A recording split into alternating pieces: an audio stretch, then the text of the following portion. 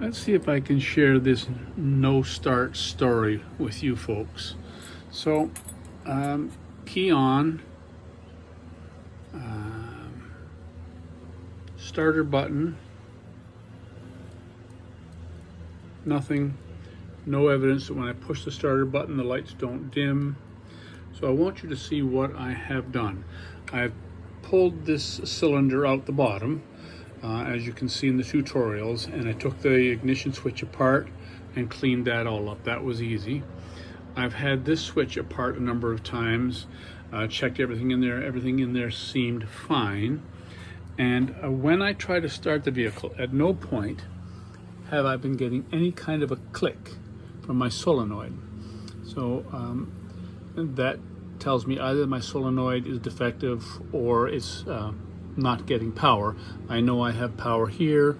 I've checked power here. I've come down here and I've applied power directly to the starter. The starter spun over.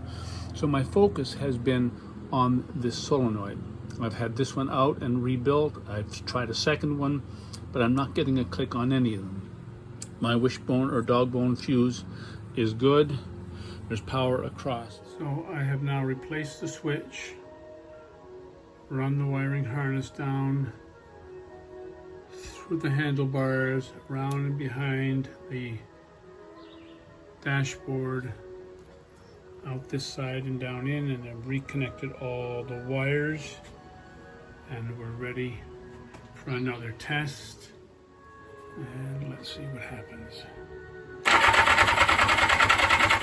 We have a starting system. It's taken a long time and a lot of fiddling with the solenoid, with the ignition switch, with the starter switch, with the main fuse. Lots and lots of fiddling, but it looks like we're back to getting ready to run. Thanks for your help, Cliff.